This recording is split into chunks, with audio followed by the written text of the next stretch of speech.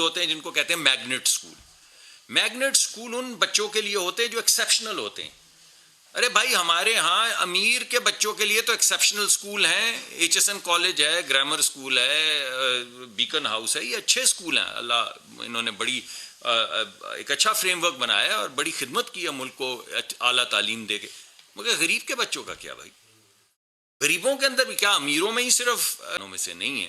جیسا کہ بنایا گیا تھا ہمارے ہاں وہ دانش اسکول بنایا گیا تھا, اسی طرح وفاقی حکومت نے یہ فیصلہ کیا ہے کہ ہم اس طرح کے اسکول غریب بچوں کے لیے اور کھولیں گے جس میں ان کی پوری تعلیم جو ہے ٹاپ کلاس بچوں کو ٹاپ کلاس تعلیم دی جائے گی ان اسکولوں میں. مگر یہاں پہ بات رکے گی نہیں.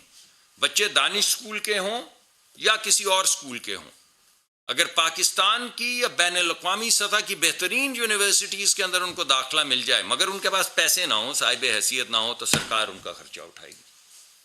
یہ بھی جو ہے اعلان ہو چکا ہے اور اس پہ کام شروع ہو چکا ہے. تو آپ کوئی بچہ جو ذہین ہے, جو دنیا کے بہترین اسکولوں میں جا سکتا ہے, مگر کسی غریب کسان کا بچہ ہے, مزدور کا بچہ ہے, جو محنت کرتا ہے سارا دن پسینے میں شرابور, تو ان کے لیے بھی وہی سہولت جو ہمارے ہاں یہ F6-7 جو ہوتے ہیں, اور وہ گلبرگ اور ڈیفینس اور کلفٹن اور ان بچوں کی طرح غریبوں کے بچے کے لیے بھی وہ راستے کھول دیے جائیں گے, تاکہ یہ نہ ہو کہ کوئی اس وجہ سے رہ جائے کہ اس کے پاس اس کے والدین کی حیثیت نہیں تھی کہ وہ دنیا کے بہترین جو یونیورسٹیز ہیں ان میں تعلیم حاصل کر سکے. میرے خیال میں چیدہ چیزیں تو میں نے آپ کے سامنے رکھ دی ہیں. ہنر مندی کے بھی کچھ پروگرام ہیں, اس کے علاوہ آئی ٹی کے علاوہ جن کا ذکر میں وہ پرانے چل رہے ہیں ان کو بہتر کیا جائے گا. بسپ کا پروگرام ہے وہ بھی آپ کو معلوم ہے, وہ چل رہا ہے, اس کو ہم ہی نے آگے بڑھایا تھا. تو یہ میں آپ کے سامنے ایک معاشی خاکہ اور سماجی خاکہ پیش کرنا چاہتا تھا آج, تاکہ یہ رمضان کا مہینہ ہے, رمضان کی آمد ہے, دوسرا دن ہے کابینہ کو, تیسرا دن ہے بنے ہوئے, تو کچھ ایک خاکہ تو ہونا چاہیے نا ہمارے پاس, ایک امید تو ہونی چاہیے. عید آ رہی ہے تو میں نے کہا کہ عید کی نوید تو آئے گی 28 دن میں, لیکن جو 3-4 سالہ خاکہ ہے وہ میں آپ کے سامنے رکھتا ہوں.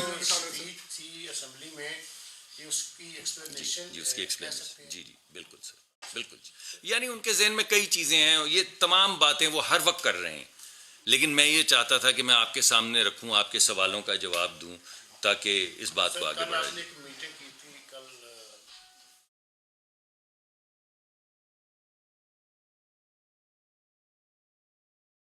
دیکھیے میں آپ کو یہ بتا سکتا ہوں کہ 2310 کا سرکولر ڈیٹ جو ہے وہ پچھلے سال کے اختتام پہ تقریباً تھا میرے خیال میں, نمبرز میں تھوڑا سا فرق ہو سکتا ہے, اور ہمارا ٹارگٹ یہ ہے کہ اس سال کے ختم ہونے تک جو سرکولر ڈیٹ ہے وہ 2310 ہی ہوگا. 2310 تھا پچھلے سال کے ختم ہونے پہ, 2310 ہوگا اس سال کے ختم ہونے پہ, اور ہم آن ٹریک ہیں اس میں, کیونکہ جو اس وقت سرکولر ڈیٹ کے اندر جو چیزیں, مجھے ایگزیکٹ فگر یاد نہیں, 300 ارب یا کچھ اس طرح 300 کچھ ارب کی جو رقم ہے وہ بجٹڈ رقم ہے. تو جیسے ہی بجٹ آخری ہمارا یہ کوارٹر ختم ہوگا تو وہ رقم جب ریلیز ہو جائے گی تو ہمارا سرکولر ڈیٹ جو ہے وہ 2310 ارب سے شروع ہوا تھا اور 2310 ارب پہ ختم ہوا.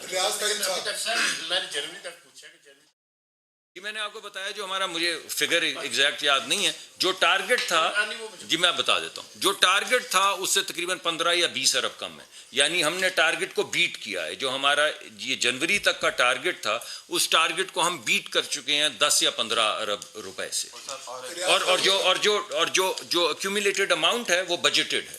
یعنی ایونچولی ہمارا سرکولر ڈیٹ ایگزیکٹلی وہی ہوگا جو پچھلے سال کے اختتام پہ تھا. تو آپ کو یہ کانفیڈنس ہونا چاہیے کہ سرکولر ڈیٹ کے اندر 1 روپے کا بھی اضافہ نہیں. اس کا مطلب یہ ہے سر کہ بجلی کی قیمتوں کے اندر 2-3 اہم پہلو ہیں جن کے اوپر کام کیا جا رہا ہے. ایک تو میں نے آپ کے سامنے ذکر کر دیا ہے. ایک پہلو تو اس کا یہ ہے کہ ہماری بجلی کی جو پیداواری لاگت ہے ہم نے اس کو کم کرنا ہے. یہ سب سے اہم چیز ہے, سب سے اہم نہیں ہے, دوسرے نمبر دوسرے اس سے جی نہیں میں وہ بتا, چلو تینوں چیزوں پہ بات کر لیتے. اچھا آپ سوال لیں. اچھا سر, پہلا تو آپ نے پرائم منسٹر کا جو ویژن دیا معاشی اور سماجی, اس میں یہ 3 چیزیں تو بڑی اچھی ہیں کہ آپ شہری اور دیہی,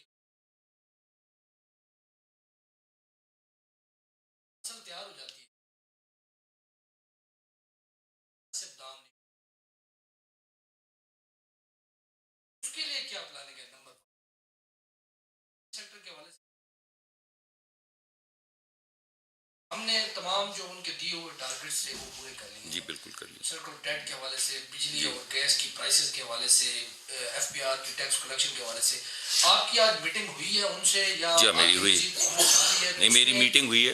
میری بڑی ایک اوور آرچنگ انٹروڈکٹری میٹنگ تھی میری, تو جو شروع میں جب آپ آتے ہیں تو صرف اس میں کوئی تفصیل کوئی کام وام کی بات نہیں ہوتی, صرف ان کو ویلکم کرنا ہوا. ان کا اگر آیا ہے یہاں پہ وفد تو اس کو ہم نے ان کا استقبال کیا ہے, ان سے بیٹھ کے بات کی ہے.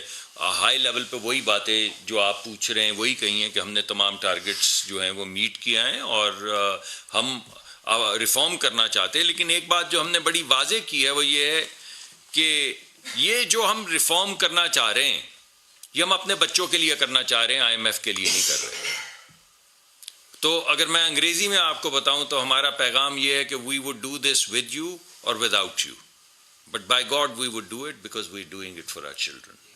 اس وجہ سے ریفارم کا جو پیکج اب ترتیب دیا جا رہا ہے, جو گفتگو ہو رہی ہے وہ اسی حوالے سے ہو رہی ہے کہ دیکھیں اگر جیسے وزیر اعظم نے آپ کو بتایا تھا کہ اگر آپ کا 1000 ارب روپے کا سالانہ گیپ ہو اس پیسے میں جو آپ بجلی بیچنے سے لیتے ہیں اور اس پیسے میں جس بھاؤ آپ کو بجلی پڑتی ہے, اگر 1000 ارب کا آپ ہر سال نقصان کریں, یعنی کوئی گھر ہو جس میں آپ کی آمدن ہو تقریباً 50 روپے اور آپ ہر مہینے 100 روپے کا خرچہ کریں, تو اس گھر کا جو حال ہوگا وہ ملک کا حال ہو جائے گا. تو یہ تو نہیں ہو سکتا.